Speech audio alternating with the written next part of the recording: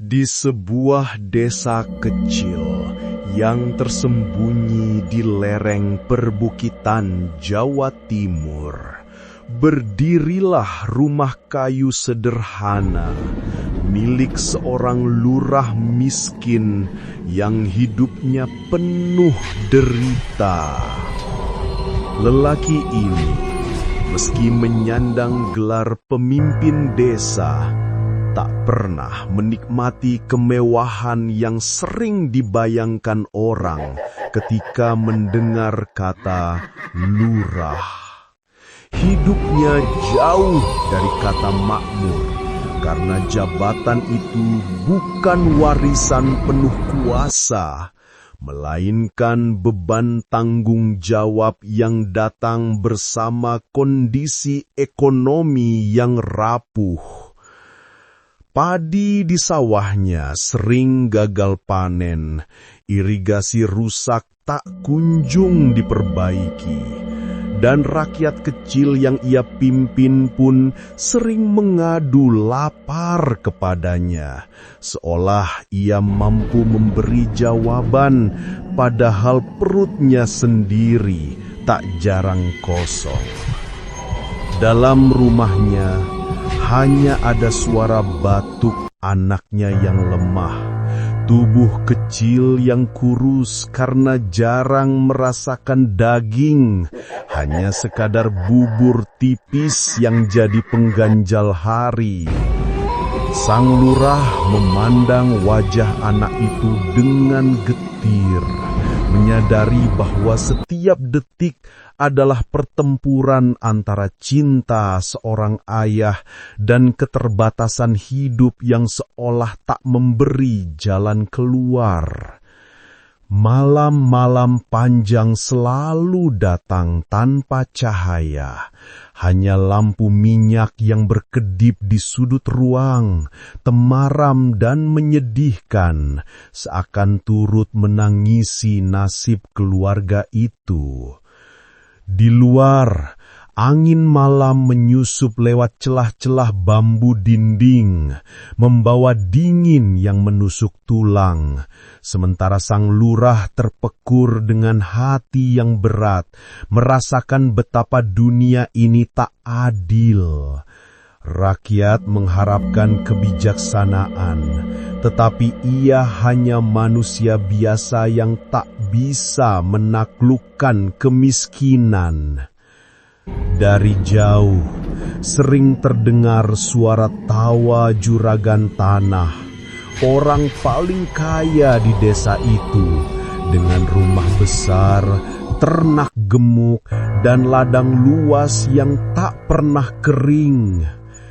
Juragan itu seakan menjadi cermin pahit betapa timpangnya kehidupan, betapa satu orang bisa menguasai segalanya, sementara yang lain harus merangkak di lumpur penderitaan. Dalam hatinya, sang lurah sering berdoa kepada Yang Maha Kuasa, meminta sedikit saja kelonggaran, sedikit saja rejeki agar bisa menyelamatkan anaknya yang sakit-sakitan. Namun doa itu kerap terasa menggantung di udara, tanpa jawaban, tanpa tanda, hanya sunyi yang menelan harapannya. Semakin hari, tubuh anaknya semakin lemah, mata sayu, nafas tersenggal, seolah waktu tinggal menunggu kepastian. Hati ayah itu tercabik antara cinta dan keputusasaan, antara kesetiaan pada jalan yang lurus dan bisikan samar yang kadang muncul di telinga, menawarkan jalan pintas menuju kemewahan. Di desa itu, cerita-cerita tentang Gunung Kawi beredar seperti angin malam yang dingin, masuk ke telinga siapapun yang berani mendengarnya. Orang-orang berbisik tentang pesugihan, tentang ritual gelap yang bisa mengubah miskin jadi kaya, lapar jadi kenyang, lemah jadi berkuasa. Tapi semua itu berbayar tumbal.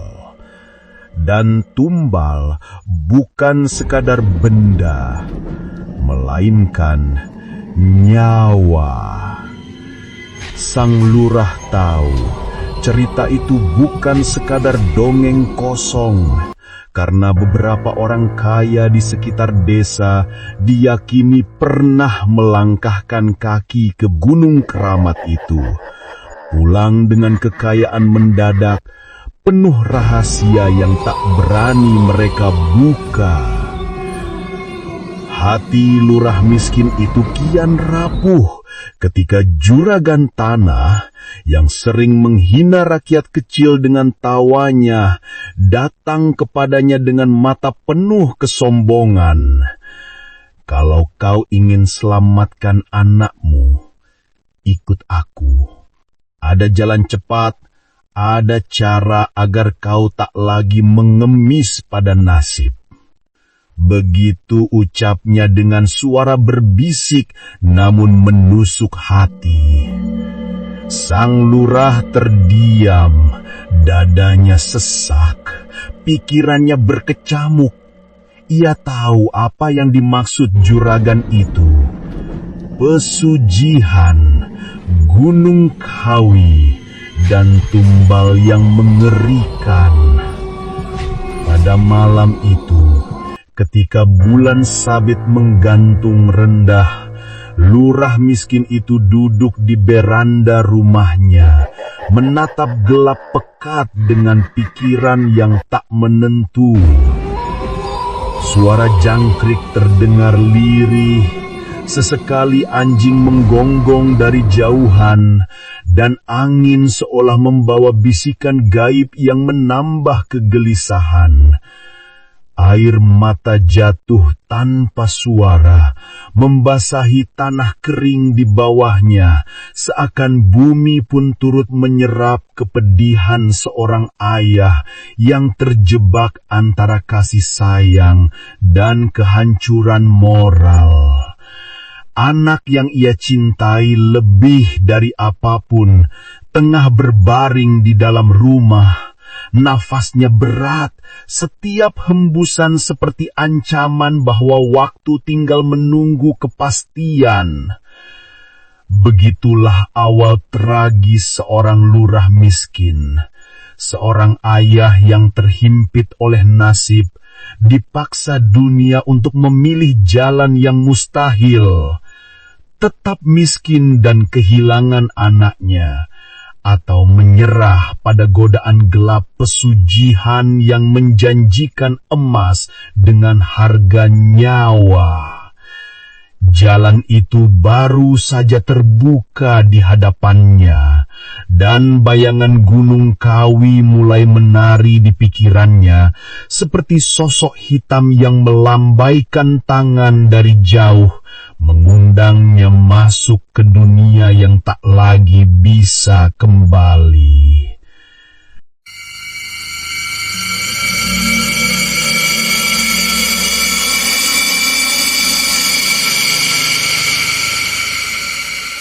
Hari-hari berlalu seperti lembaran kelabu yang tak pernah berganti warna.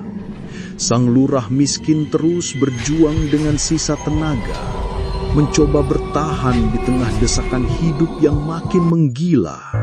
Setiap pagi ia berjalan ke sawah, menatap hamparan tanah yang retak, padi yang layu, dan langit yang enggan memberi hujan, seolah alam pun bersekongkol untuk menambah penderitaan. Di balai desa, rakyat kecil berbondong-bondong datang, meminta bantuan, mengeluhkan kelaparan, sementara dirinya hanya bisa menunduk, tanpa solusi, tanpa harapan. Beban itu semakin berat ketika pulang ke rumah ia mendapati wajah pucat anaknya, tubuh yang kian lemah, dan mata istrinya yang sembab karena terus-menerus menangis dalam diam. Semua itu menorehkan luka yang lebih dalam daripada kemiskinan itu sendiri. Di balik segala kesulitan, juragan tanah itu semakin sering muncul, seperti bayangan hitam yang tak pernah mau pergi. Ia datang dengan senyum licin, menebarkan kata-kata manis yang terdengar seperti bisikan iblis. "Lurah, sampai kapan kau akan menderita begini? Anakmu semakin lemah. Kau tahu itu. Ada jalan, ada cara. Gunung Kawi bisa memberi segalanya. Asal kau berani," katanya dengan nada lembut, namun setiap suku kata terasa menusuk seperti pisau yang dipoles halus. Sang lurah hanya terdiam, matanya menunduk, seakan tak sanggup menatap wajah juragan yang begitu yakin dengan godaan gelapnya. Hatinya berontak, namun rasa takut kehilangan anaknya menjerit jauh lebih keras. Malam-malam, bisikan itu semakin kuat, bukan hanya dari mulut juragan tanah, tetapi juga dari angin malam yang seolah bersekongkol dengannya. Suara-suara aneh terdengar di balik hening, lirih seperti gumaman, menyusup lewat celah bambu dinding rumah, mengganggu tidur, mengisi mimpi dengan bayangan altar sesajen, kemenyan, dan darah yang menetes di tanah hitam Gunung Kawi. Lurah miskin itu sering terbangun dengan peluh dingin, dadanya berdegup, matanya basah karena mimpi itu terasa terlalu nyata untuk sekedar bunga tidur. Ia mencoba berdoa, merapal ayat-ayat suci, namun semakin ia berusaha mengusir, semakin kuat bayangan itu menjerat. Kabar burung pun berhembus di desa. Ada seorang pedagang yang dulunya miskin, kini mendadak kaya. Mampu membeli kerbau dan tanah, membangun rumah batu, dan menggelar pesta besar untuk rakyat. Orang-orang berbisik, dia pasti sudah ke Gunung Kawi, ada tumbal yang dipersembahkan, ada janji yang ditebus. Kabar itu membuat hati sang lurah semakin goyah. Ia menatap anaknya yang kian kurus, napasnya semakin berat, tubuhnya panas seperti terbakar. Dan setiap kali ia melihat itu, hatinya seperti diperas. Rasa cinta ayah mengalahkan rasa takut, rasa putus asa mengalahkan logika. Juragan tanah tak pernah berhenti menebar jaring. Suatu sore, ia kembali datang membawa sekeranjang makanan mewah, lauk pauk yang harum, sesuatu yang jarang sekali dilihat keluarga lurah miskin itu. Anak kecil yang sedang sakit hanya bisa menelan ludah. Matanya memandang penuh rindu pada hidangan yang tak pernah disentuh sebelumnya. Ini semua bisa jadi milikmu setiap hari. Asal kau mau ikut aku malam nanti. Ikut ke Gunung Kawi. Lihat dengan mata kepalamu sendiri, lalu putuskan. Kata juragan tanah itu dengan suara berat yang terdengar seperti mantra. Lurah miskin tercekat. Tubuhnya gemetar karena untuk pertama kalinya godaan itu terlihat nyata, bukan sekedar cerita atau bisikan malam. Hatinya terhimpit di antara cinta dan dosa, di antara kewajiban sebagai ayah dan iman yang terus ia genggam rapuh. Bayangan anaknya yang lemah membuatnya tak tega, tetapi bayangan tumbal yang harus diberikan membuatnya nyaris gila. Dalam pikirannya ada pertarungan sengit, suara terang yang berbisik tajam, dan suara gelap yang menjerit cepat. Pilih sekarang, atau anakmu akan pergi selamanya, kata batinnya sendiri. Suara yang mungkin lahir dari rasa takut atau mungkin bisikan gaib yang datang tanpa diundang. Malam itu, di bawah cahaya bulan purnama yang pucat, Juragan Tanah menunggu di tepi jalan desa, membawa obor. Wajahnya terlihat samar oleh asap kemenyan yang ia bawa dalam wadah kecil. Dari jauh, lurah miskin berdiri bimbang. Kakinya berat melangkah. Hatinya seakan diremas oleh dua tangan tak kasat mata. Di satu sisi, ia ingin berlari pulang, memeluk anaknya, menolak segala bentuk pesugihan. Tetapi di sisi lain rasa takut kehilangan membuatnya terus terdorong maju. Setiap langkahnya seperti diseret oleh kekuatan yang tak ia mengerti. Begitulah desakan hidup bekerja. Begitu kuatnya hingga seorang lurah yang sederhana, jujur dan penuh kasih bisa terjebak dalam labirin godaan yang membawanya ke jurang gelap. Dan godaan pesugihan itu, dengan segala janji manis dan ancaman gaibnya, kini berdiri tepat di hadapannya, membuka pintu menuju Gunung Kawi, sebuah pintu yang sekali dilewati, mungkin tak akan pernah bisa ditutup kembali. Gunung Kawi berdiri kokoh di Jawa Timur, diselimuti kabut tebal yang turun perlahan seperti kain kafan putih menutup wajah bumi.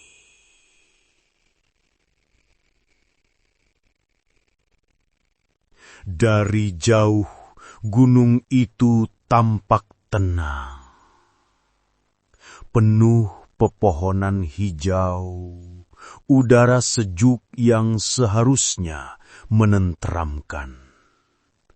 Tetapi bagi penduduk desa, ketenangan itu hanyalah selubung, karena di baliknya gunung ini menyimpan jejak kelam. Cerita-cerita mistis dan legenda pesugihan yang diwariskan turun-temurun. Jalan menuju puncaknya tidak sekedar jalan tanah dan bebatuan, tetapi jalan batin penuh rasa takut dan keraguan. Setiap langkah ke atas terasa seperti menapaki perjanjian gaib yang tak terlihat.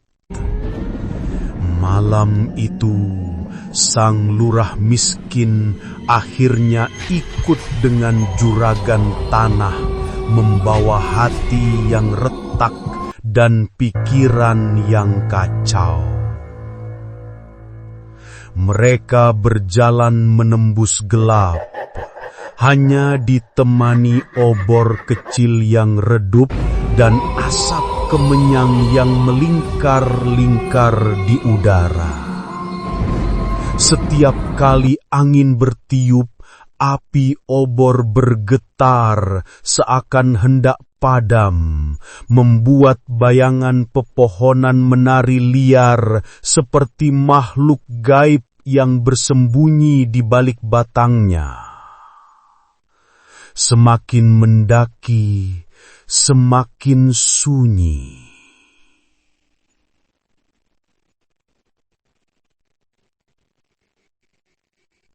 Hanya suara dedaunan berbisik, sesekali suara burung malam melengking tajam, menusuk telinga dan membuat bulu kuduk meremang. Sesampainya di sebuah titik yang disebut warga sebagai paseban, juragan tanah berhenti, menunduk, lalu menaruh sesajen berupa bunga 7 rupa, dupa dan kepala ayam hitam. Disinilah jejak ritual tumbal dimulai. Katanya pelan, suaranya berat seperti ditarik dari dalam bumi.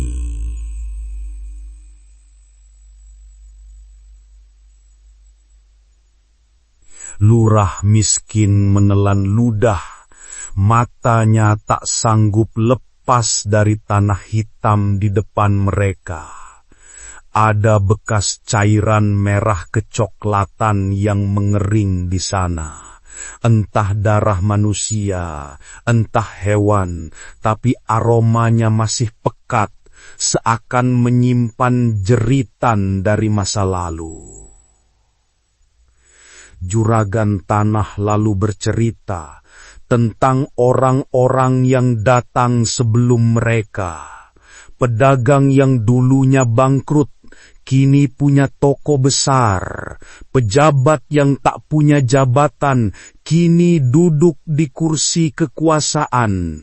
Bahkan orang biasa yang kini disegani karena kekayaannya.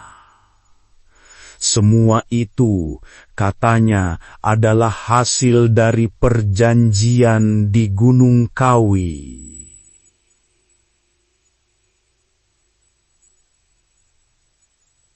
Mereka menyerahkan tumbal, satu nyawa sebagai pengganti seluruh harta yang mereka terima.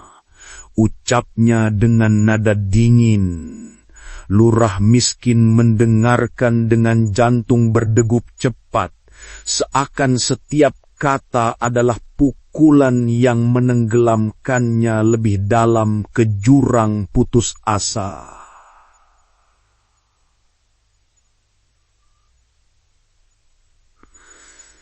Di sekitar mereka, kabut semakin pekat, menutup jalan pulang, membuat mereka terperangkap dalam lingkaran gaib yang tak terlihat ujungnya. Angin bertiup kencang, membawa bau anyir yang membuat perutnya mual, sementara dari kejauhan terdengar suara gamelan samar, seakan dimainkan oleh tangan-tangan tak kasat mata.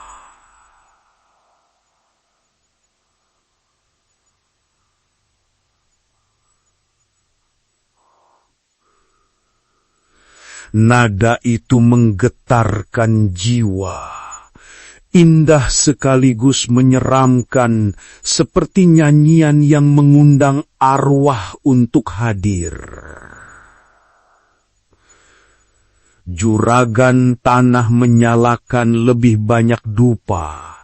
Asapnya membumbung tinggi, membentuk pusaran yang anehnya tidak terbawa angin. Gunung ini hidup, ia menelan janji, ia memakan tumbal, ia memberi kekayaan, tapi semua dengan harga yang kau tentukan sendiri, katanya sambil menatap lurah miskin tajam, seperti menusuk relung jiwanya. Lurah gemetar, tubuhnya lemah, tetapi hatinya menjerit ketika bayangan wajah anaknya muncul di benak, terbaring sakit dengan nafas yang semakin berat. Di tanah keramat itu, lurah miskin merasakan sesuatu yang tak bisa dijelaskan. Ada getaran aneh di bawah telapak kakinya, seolah bumi sendiri bernafas. Dan dari dalam kabut, samar-samar ia melihat bayangan hitam tinggi menjulang, tanpa wajah, hanya sosok gelap yang bergerak perlahan, mendekat, lalu hilang secepat kilat. Jantungnya hampir pecah, tubuhnya kaku, bibirnya ingin berteriak tetapi tak bisa. Ia hanya bisa menatap juragan tanah yang terlihat begitu tenang, seakan semua ini adalah hal biasa baginya. Jejak ritual tumbal terasa begitu nyata malam itu, seakan sejarah berdarah yang sudah berlangsung berabad-abad masih terus hidup, menuntut korban baru untuk menggenapi siklusnya.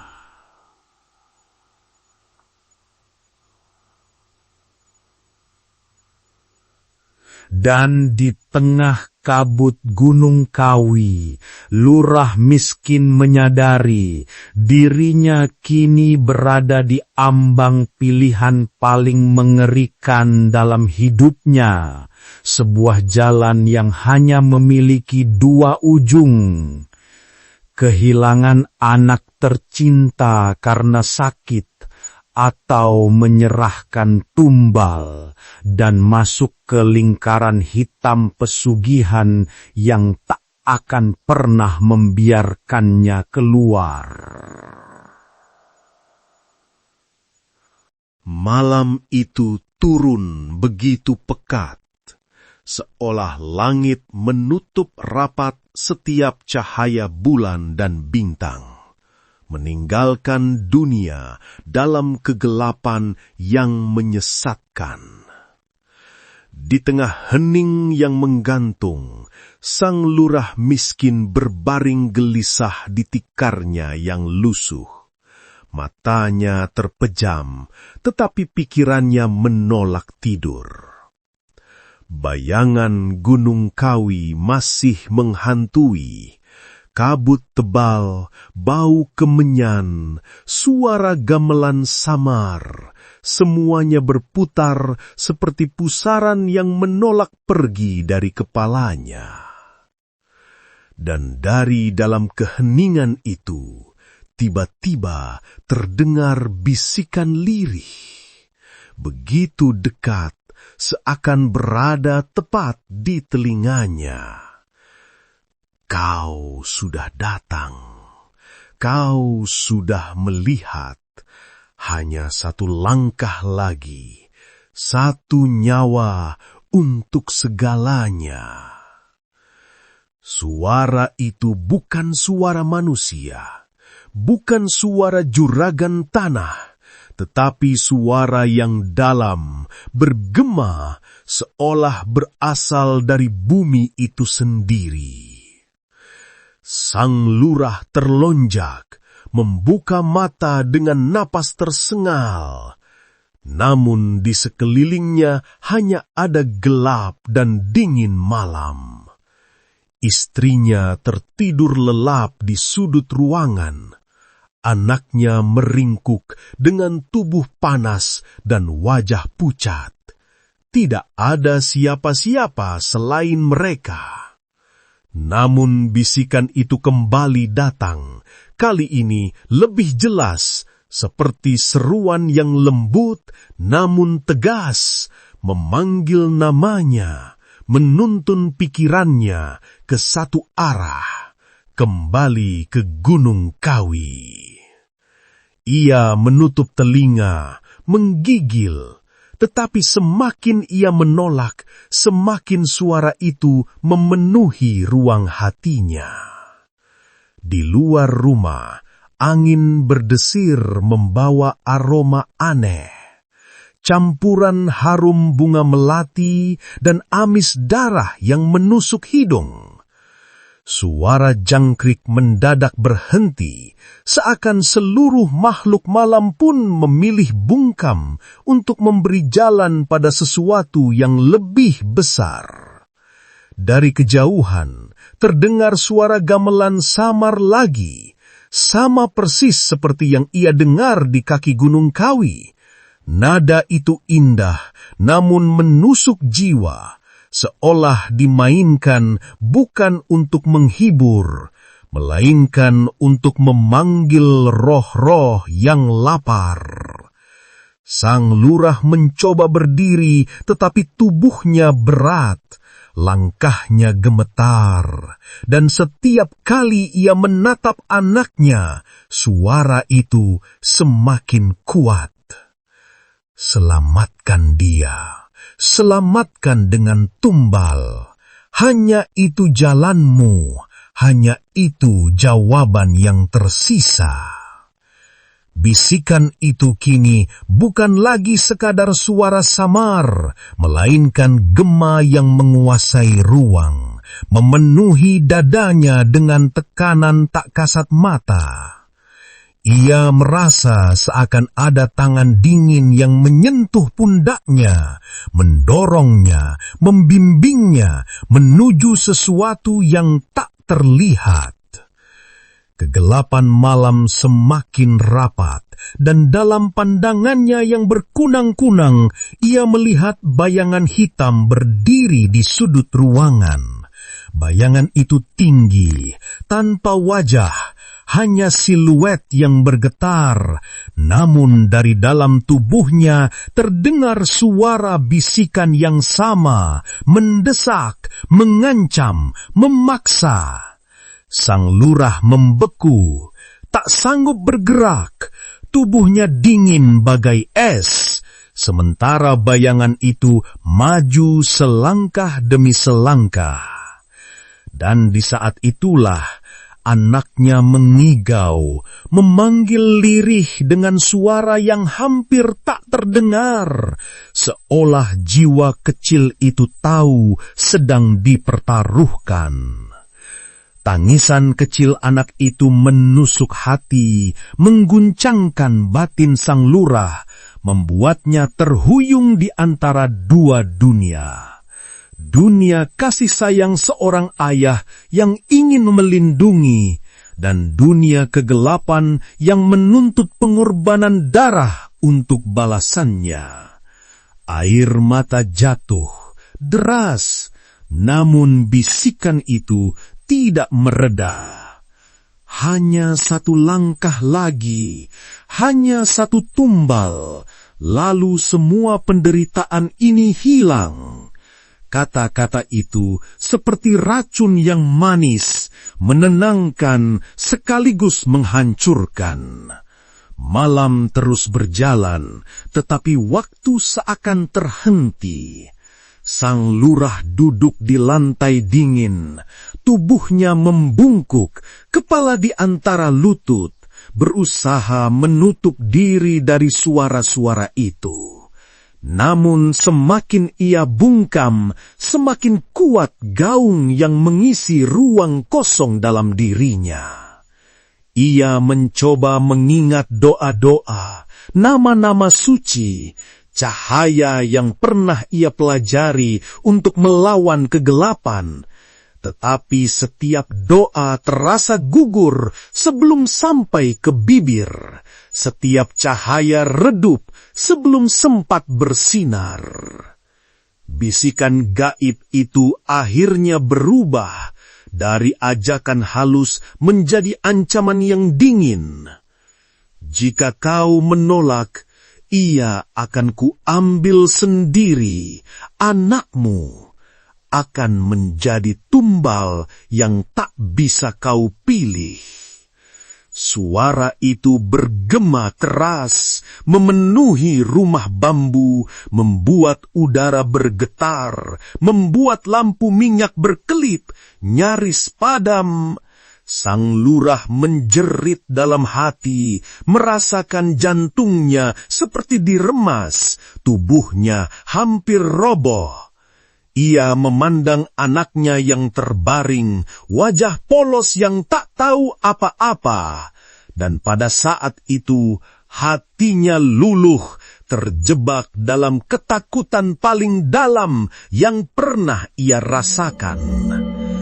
Hening kembali turun, tapi hening itu bukan lagi kedamaian, melainkan hening yang syarat ancaman, hening yang penuh tatapan gaib, hening yang membuat setiap detik terasa seperti pedang yang tergantung di atas kepala. Sang lurah tahu, malam itu hanyalah permulaan. Bisikan gaib telah menandai dirinya, membuka pintu yang tak akan bisa ia tutup lagi. Dan dari titik itu, hidupnya tak akan pernah kembali sama.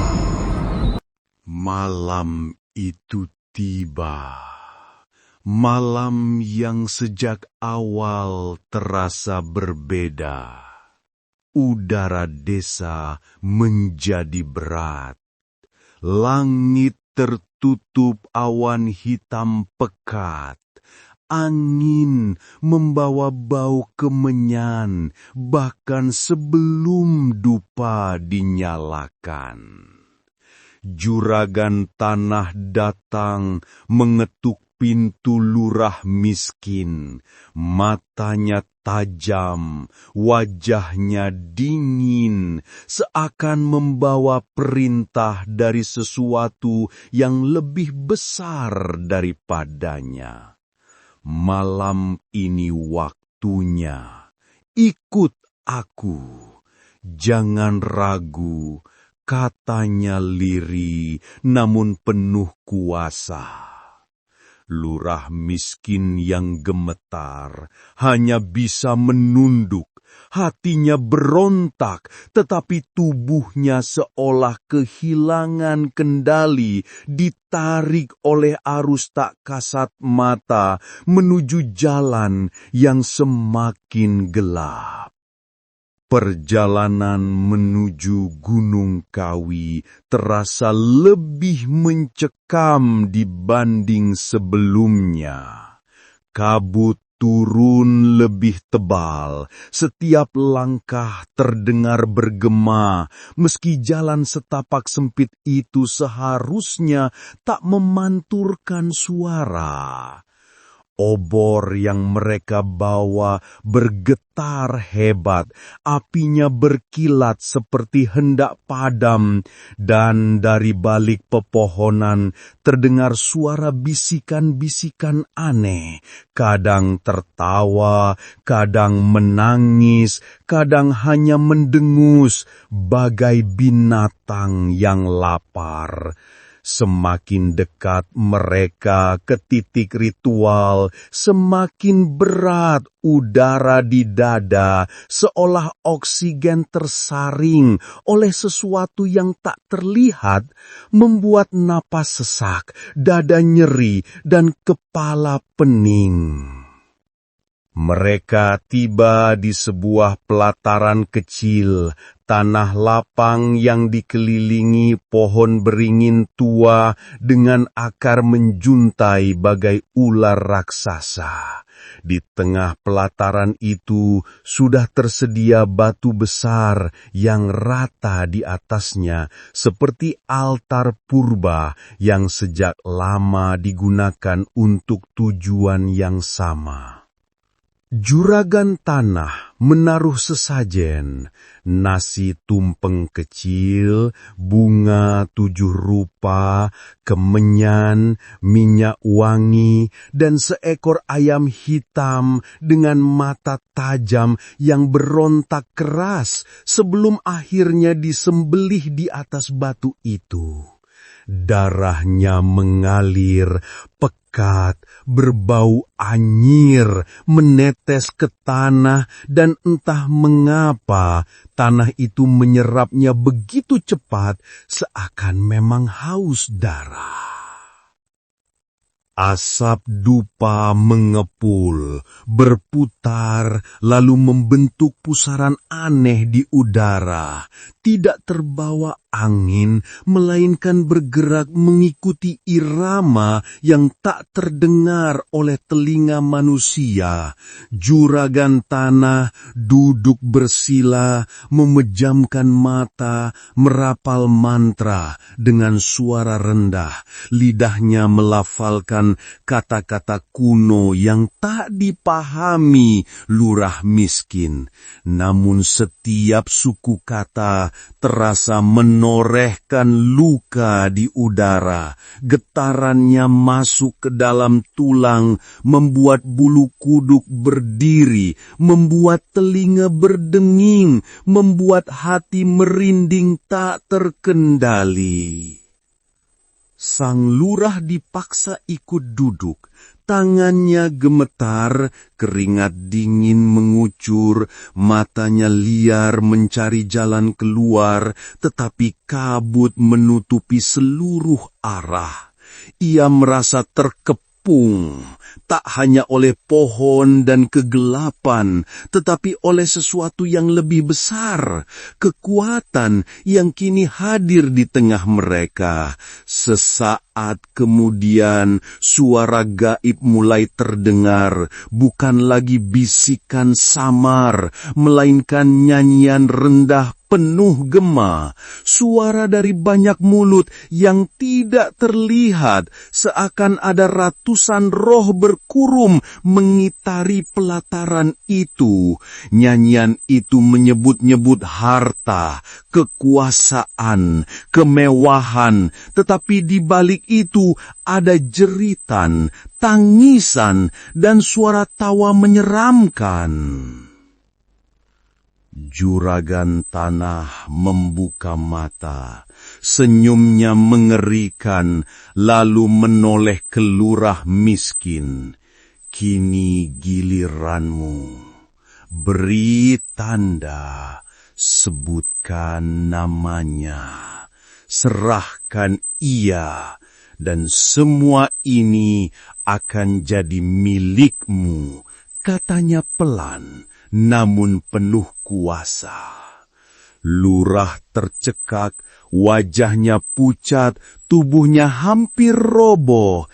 Ia tahu apa yang diminta, tumbal, nyawa, dan suara-suara gaib yang berputar di udara semakin keras, mendesak, memaksa, menjerit agar ia segera menyebut nama anaknya sendiri. Tubuh lurah gemetar hebat, jantungnya berdegup tak terkendali, di matanya terbayang wajah anaknya yang sedang sakit. Tubuh kecil itu yang polos dan tak berdaya, bayangan itu bertarung dengan suara-suara yang memaksanya, kegelapan yang menawarkan jalan keluar dari kemiskinan dengan harga yang tak sanggup ia bayangkan. Air matanya jatuh deras, bercampur dengan tanah hitam di bawahnya, dan ia hampir kehilangan kesadaran ketika bayangan hitam tinggi menjulang muncul tepat di hadapannya. Bayangan itu tak punya wajah, hanya mata merah menyala yang menatap tajam, menunggu jawaban. Di saat itu, seluruh tubuh seakan terikat, lidahnya keluh, tetapi batinnya menjerit. Ia ingin lari, ingin berteriak, ingin menolak, tetapi suara gaib itu semakin keras, nyanyian roh semakin menekan, darah ayam yang mengalir semakin deras, dan kabut semakin pekat. Juragan tanah terus menatapnya, matanya penuh kesabaran dingin, seakan yakin bahwa pada akhirnya lurah miskin akan menyerah. Ritual sesajen malam itu bukan sekedar rangkaian simbol. Ia adalah perjanjian berdarah antara dunia manusia dan dunia gaib. Sebuah pintu yang terbuka hanya sekali, dan jika lurah berani melangkah, maka ia tak akan pernah bisa mundur. Dan di ambang altar itu, dengan darah, asap, bisikan, dan bayangan, lurah miskin sadar, satu kata, satu nama bisa mengubah segalanya. Mengalir deras, tubuhnya gemetar tanpa henti. Ia ingin berteriak bahwa ia tak akan menyerahkan darah dagingnya, tetapi lidahnya keluh, bibirnya membeku, seolah ada tali gaib yang mengekang. Kabut semakin pekat. Langit di atas Gunung Kawi seakan lenyap, diganti dengan langit kelam yang menekan dada, seolah dunia ini bukan lagi bumi, melainkan ruang lain yang dipenuhi bisikan ruh. Di hadapan altar sesajen, lurah miskin duduk terperangkap. Tubuhnya kaku, matanya berkaca-kaca, sementara suara-suara gaib berputar mengelilinginya, menjerit, memanggil, memaksa. Sebutkan, sebutkan namanya, serahkan ia. Gema itu mengguncang udara, membuat pohon-pohon bergetar, akar-akar beringin mendesah panjang, seakan ikut menyaksikan sebuah perjanjian yang hampir lahir. Juragan Tanah hanya duduk diam, menatap dengan wajah penuh kepastian. Senyum licik tergambar jelas, seperti orang yang sudah tahu hasil akhirnya. Pertarungan batin lurah miskin pun memuncak antara cinta seorang ayah yang rela hancur demi anaknya dan godaan kegelapan yang menjanjikan kekayaan dengan harga darah.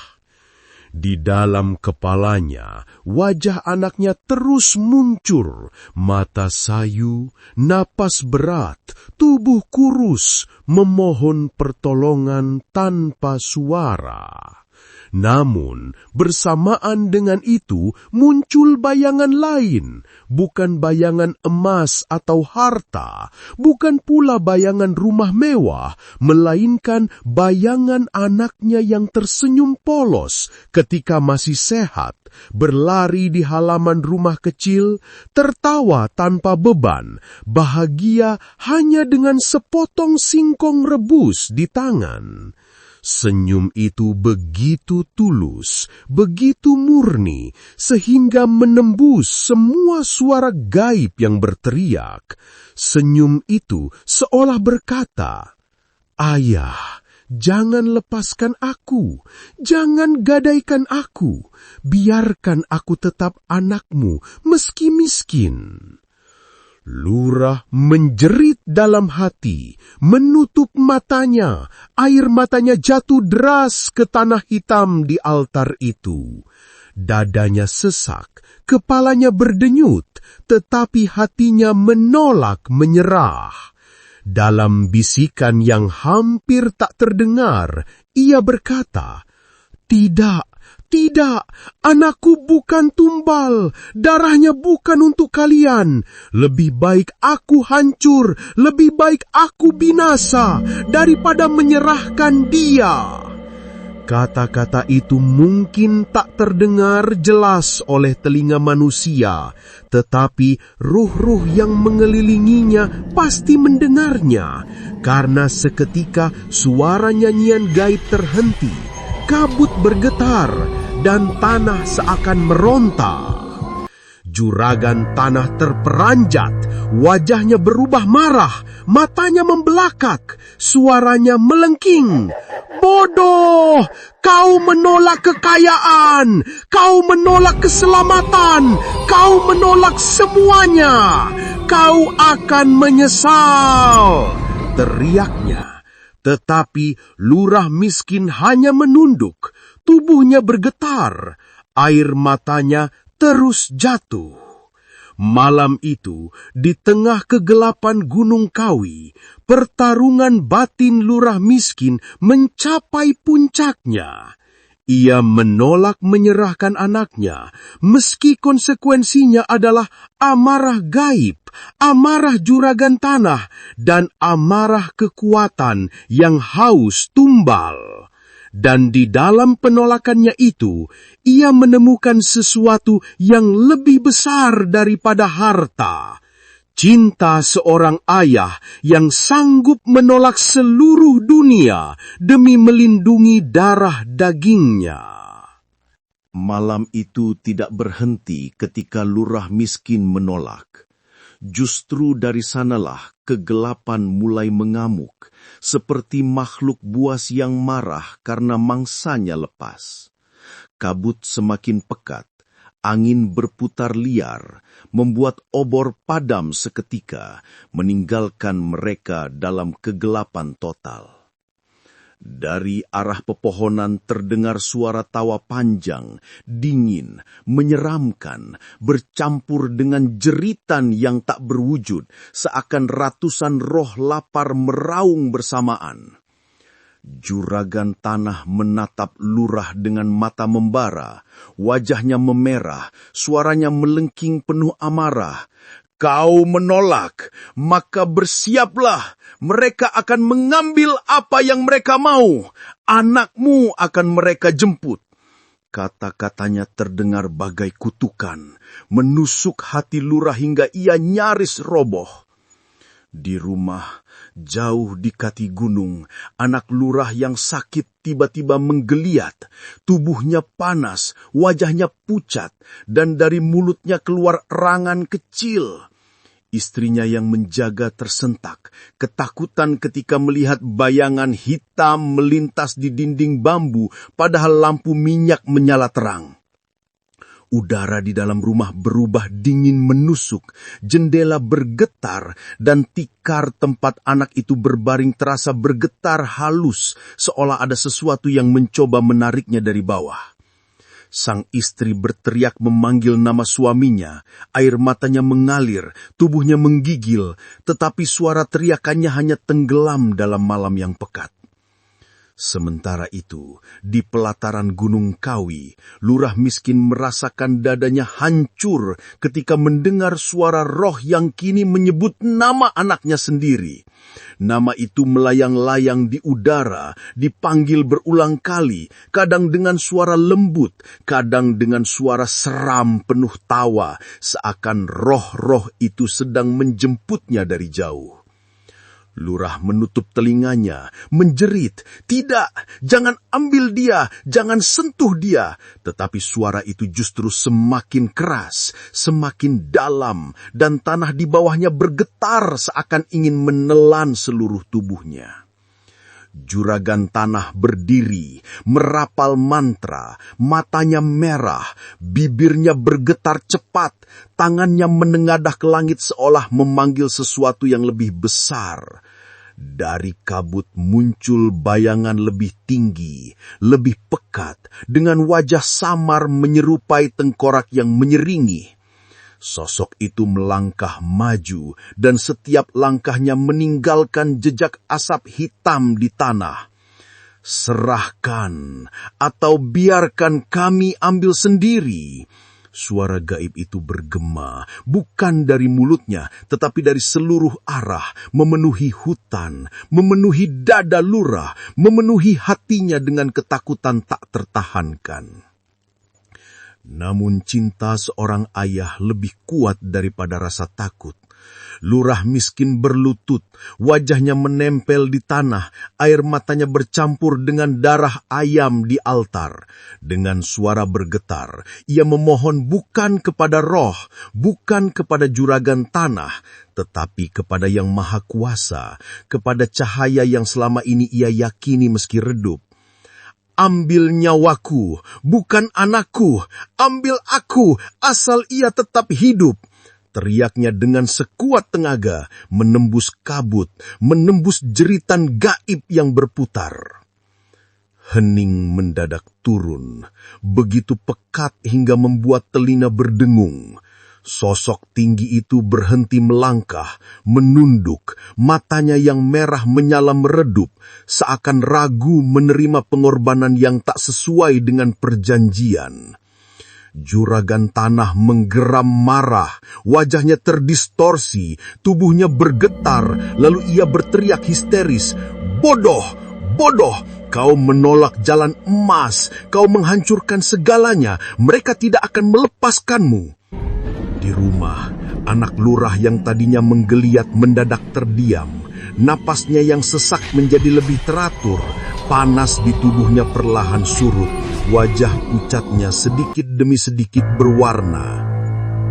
Sang istri terisak bahagia, meski tubuhnya masih menggigil. Ia memeluk anaknya erat, tak tahu apa yang sedang terjadi di gunung, hanya percaya bahwa sesuatu yang besar baru saja berlalu. Di Gunung Kawi, kabut berputar liar lalu tersedot ke dalam tanah, meninggalkan keheningan yang ganjil. Suara roh menghilang, gamelan gaib berhenti, hanya angin malam yang tersisa berdesir pelan melewati pepohonan. Sosok tinggi itu memudar, lenyap tanpa jejak, meninggalkan aroma anyir dan kemenyan terbakar. Juragan tanah jatuh terduduk, matanya kosong, wajahnya pucat, seakan kehilangan kekuatan yang selama ini membesarkannya. Ia menatap lurah dengan penuh benci, lalu melarikan diri ke dalam kabut, meninggalkan altar, sesajen, dan lurah miskin yang masih berlutut. Tubuhnya bergetar, air matanya membasahi tanah. Keselamatan sang anak datang bukan karena perjanjian gelap, bukan karena tumbal, tetapi karena cinta yang menolak menyerah. Cinta yang berani melawan bisikan gaib, cinta yang menolak menjual darah dagingnya untuk harta dunia. Dan malam itu menjadi saksi bahwa meski roh-roh Gunung Kawi haus akan tumbal, mereka pun tak bisa menundukkan hati seorang ayah yang memilih binasa demi melindungi buah hatinya.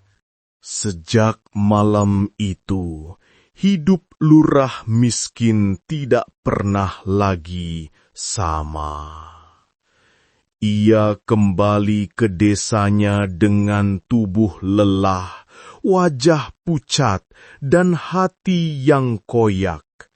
Tetapi ia pulang dengan anaknya yang selamat, dengan cinta yang tidak tergadaikan oleh kekayaan atau kekuasaan. Rumah kecilnya tetap sederhana, sawahnya tetap kering, dan tanggung jawab sebagai pemimpin desa tetap berat. Namun di balik semua itu, ada rasa lega yang sulit diungkapkan. Rasa lega karena ia berhasil mempertahankan sesuatu yang paling berharga, darah dagingnya sendiri. Namun, meski ia kembali, Gunung Kawi tetap berdiri di kejauhan, diam-diam mengintai, seperti bayangan hitam yang tidak pernah benar-benar pergi. Penduduk desa tetap berbisik tentang gunung itu. Mereka tetap percaya bahwa di sana ada jalan pintas menuju kekayaan, ada perjanjian yang bisa mengubah hidup dalam semalam. Dan meski cerita tentang lurah miskin menyebar, tentang keberaniannya menolak tumbal, tentang cintanya yang lebih besar dari godaan harta, tetap saja ada yang tergoda. Ada yang percaya bahwa ia bodoh karena menolak kesempatan emas. Ada yang mengaguminya karena berani melawan kegelapan. Tapi di balik semua opini itu, satu hal tetap tak berubah. Aura mistis Gunung Kawi yang selalu memanggil jiwa-jiwa yang rapuh. Di malam-malam tertentu, ketika kabut turun lebih tebal dari biasanya, orang-orang masih mendengar gamelan samar dari arah gunung. Nada-nada itu bergema di udara, menggetarkan hati siapa saja yang mendengarnya. Seolah roh-roh di sana masih lapar, masih menunggu, masih mencari tumbal baru. Sesekali penduduk desa melihat bayangan hitam berjalan di tepian sawah, tinggi, tanpa wajah, hanya siluet pekat yang bergerak tanpa suara, meninggalkan udara dingin menusuk yang membuat semua orang menahan napas.